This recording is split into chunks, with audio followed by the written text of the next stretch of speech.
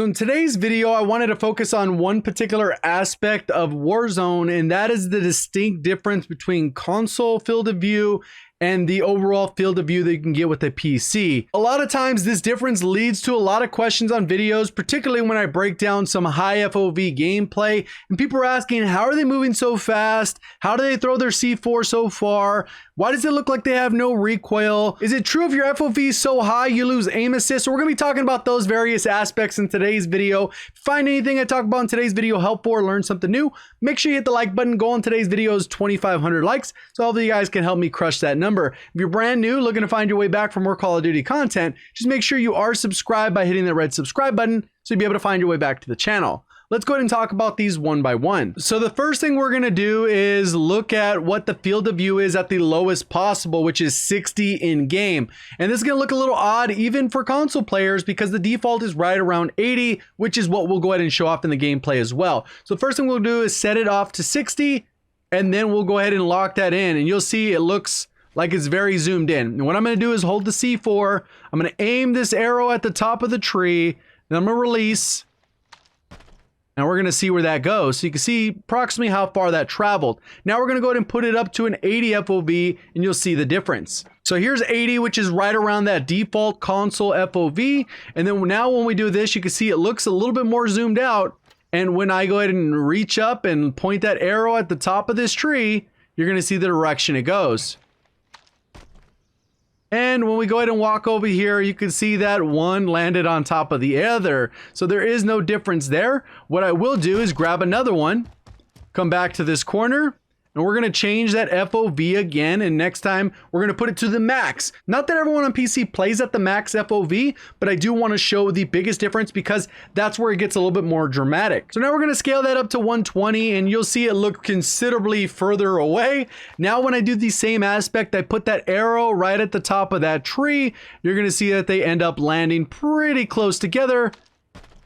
And as I walk up, imagine that they land directly on top of each other. So regardless of the field of view, it's going to end up looking like you're throwing the C4 farther, but in reality, it's going the exact same distance, regardless if you're on 60 or 120 FOV. It's just kind of one of those aspects that makes it look a little bit different. And you'll see the theme kind of similar throughout. We're also going to look a little bit of the advantages and disadvantages of the FOV because there are some advantages and disadvantages, like being able to see a little bit more of your map around the edges and stuff like that. So we're going to look at those. Next thing we're going to go ahead and take a look at is movement. So what we're looking at here on screen is actually the side by side for the field of view. On the far left, we see it is going to be the 60 FOV. The middle is going to be 80, and then 120 is going to be all the way on the far right hand side of your screen. I'm going to go ahead and press play. They're going to start running at the same time. They're going to reach their destination at the same time. And to kind of keep this as consistent as possible, I just press forward on the left analog. I didn't actually sprint at all. I just pressed forward without getting that sprint animation, and you'll kind of see how the comparison looks. So we'll go ahead and walk forward. They pretty much are all walking forward at the exact same speed, even though the one on the right looks like it's moving way faster, and you have a little bit more field of view because that's what it is. You get both vertical and horizontal as you stretch that out, but as you'll see, they all reach the wall at pretty much the identical time. So that's what we're seeing here. So anytime it looks like they're, wow, it looks like they are moving around like dead silence, anytime you are at the regular console FOV and you pop dead silence, it kind of zooms out that FOV by a few different degrees, and it makes it give you that little appearance almost as if you are on PC, but not necessarily the extreme that you get with 120. So now we're going to do the exact same thing, but with recoil, because a lot of people look at recoil and they're like, man, it looks like you have almost no recoil when you're on that higher FOV. So let's go ahead and look at the side-by-side comparison, and it actually looks kind of funny how far it zooms out at this individual distance. So right here is the 60 FOV. I'm going to go ahead and line it up on the bottom left because I know the recoil pattern for the M4 goes up and then diagonally to the right, up and to the right. So we'll go ahead and see that as that happens. There's the first recoil pattern. I'm going to go ahead and back off, and then you'll be able to see the second recoil pattern. As I adjust that FOV all the way up to 80, you'll go ahead and see that difference right here. I line it up a little bit further to the right, stepped a couple steps over, do the same recoil pattern, and it goes up and to the right. And it looks like it's a little bit less, but obviously side by side, you're missing out on that. And then you'll see once I put it to 120, it's like it zooms out significantly. and you can see a drastic difference of how that recoil looks. So this is both a plus and a minus, because obviously it's going to be a little bit easier to manage, because when you're looking at the recoil pattern, all you do is got to just control it slightly. But the problem with this is your target ends up shrinking and they end up being a smaller character. So as I walk up, you'll see those are fairly the same recoil pattern. And that's just what you got to be aware of. That's pretty much how it works, is that you're going to end up with the same recoil, regardless if you're on controller, keyboard and mouse, high FOV, low FOV, it doesn't matter. It ends up being the same recoil, but the visual effect will be different, because as your screen zooms out, everything is basically getting compressed to make space for other things. You're kind of like zooming out. So in reality, for some players, that might be a little bit more difficult. That's why back in Fortnite, when people were playing competitively, they would use stretch res, which is basically like lowering your FOV, which is kind of the opposite to be a little bit more competitive, because what would happen is the character models, they, instead of being like really small, when you put the lower FOV, they spread out a little bit because you're kind of zooming in. So it's an easier hitbox to kind of hit. Even though the hitbox is the same, visually what you're aiming at ends up being slightly wider. So sometimes there are advantages to having a lower FOV, maybe not quite as low as 60, because then it's like you got the tunnel vision, you can't see anything around you. Whereas 80 is kind of the perfect balance. I think most people, when they're on PC, they usually play about 100, 110. Most people don't play at the max because it's not all that comfortable for most people. Obviously, there are people who do that, but generally most people stick between 100 and 110. So now let's go ahead and compare the console FOV with the PC FOV and find out where the actual FOV lands. I actually had one of my buddies, Earl Shatter, send me a screenshot from his PS4, position himself on shipment so we can get a good angle. His back is against the wall here, and you can see this particular screenshot on your screen. What I'm going to do is lower the opacity here, and you're going to see that I've kind of lined it up so that these images overlap. As I go over here, it's a little bit different in colors and brightness and stuff, but overall you can see that everything is lining up pretty good. You can see the way the shadows are a little bit different. Mine's a little bit brighter when you look at PC. And as I go back and forth, you'll see always at the top left, we have the frames per second, so you'll know when we're on PC. What I will do now is what I'm going to do is adjust this FOV so you can actually see a different amount. So let's go ahead and go over here, and we're going to put this all the way down to 67, which sometimes people say it is. And then now look at how big that difference in the FOV is. They're drastically different.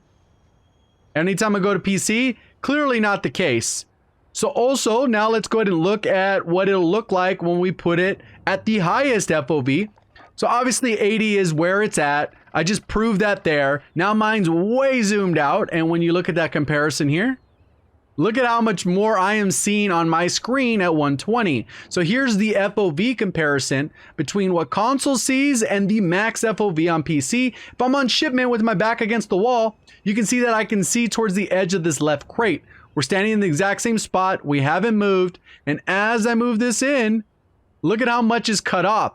So it's clearly a distinct difference. I can see the top of the shipment containers. I can see over the top left here. And as I go back to Earl's point of view, you can see how it kind of looks a little bit different. So there's definitely something to be aware of. I think it is a distinct advantage. Obviously when you're maxing it out and you're on a much larger map, it might not be as big of an advantage. Like when we talk about Warzone, trying to line up somebody at 100 meters, they're going to look a lot smaller than somebody on console, but obviously there's less that you have to look at. So it's kind of one of those things that it is a trade-off. I don't think 120 feels necessarily comfortable for me, but there is a distinct difference in what you're getting here. And we'll go ahead and put that back at 80 just so you can kind of see that comparison again and see that it is 100%. 80 FOV is where console players sit at when they're looking at that FOV. But right there, side by side, even though the colors are different, you can see the hip fire spread is essentially the same, and you can see where the boxes are. Obviously the HUD is a little bit different, but you can see the overall stuff lines up and is pretty much identical. Now let's go ahead and talk about aim assist. Do you lose aim assist if your field of view is too high? We'll go ahead and talk about that now. So the first thing we need to test is aim assist. If it's stronger, weaker, whatever, depending on your field of view. And what you'll see is there is clearly aim assist, and we are at the highest FOV. So this is currently at 120. Let's go ahead and drop this down. Let's see if it looks any stronger. And it just generally looks like you're moving slower in general. So overall, if you go into your options and you have a higher FOV, the FOV might just feel weaker because overall your sensitivity is actually going to be a little bit stronger. You'll see it slows down, but when I go back over here to the 60 or even the 80, it's less is moving, so there's a visual effect that your aim assist maybe is a little bit stronger on a lower FOV, but really it's just kind of coming down to the speed across the screen. So just more one of those things to get used to. Overall, the character on the screen, if you look at the character model, you can see that when I go ahead and bump this up to 120, they look significantly smaller. So the hitbox that you're aiming at is a little bit smaller. And I already did some testing in a full video. I kind of broke down this particular aim assist right here, the scale with FOV. You definitely want to have that on the higher sensitivity is, because then it'll make the hitbox a little bit more accurate with the aim assist hitbox, or that little bubble that kind of hovers around the player character model. So right now you can see that the player is not currently on my screen. They're on the right hand side just off camera. You can't currently see them, but when I go ahead and swap this field of view, look at how much more is actually visible. So it's actually like an invisible line there that gets cut off. Obviously, you're not probably going to run out the max, but there is definitely a big difference in what you're able to see, both vertically and horizontally. Now let's go ahead and check about what it looks like the vertical distance, because obviously right there's a huge difference of how much you're actually seeing on this side of the screen, because like I said, that part was cut off right here. Now let's go ahead and look at the vertical part of it. So again, in this scenario, they are currently on the screen, and I'm going to go ahead and increase that field of view, and you're going to see how big a difference that is, especially when you're pushing into buildings, to be able to see players that are in corners, hidden above. Literally, they're just standing right there. So how much of that FOV is cut off, because we weren't able to see their feet before. So when I actually look back down, you'll be able to see that back when it goes to 80, how big a difference this is making. So there's a distinct advantage there. Obviously, it can be a little bit trickier to hit shots, but the player completely disappeared just by changing that FOV. And obviously, we've already found out that 80 is the FOV. But look at how much difference and zoomed in it is as far as being able to hit your shots on how close that character is. So this is just something to keep in mind. There is still strong aim assist regardless of your FOV, but your sensitivity might need to be adjusted based off that FOV. So that is always going to be the case. You just got to figure out what works best for you.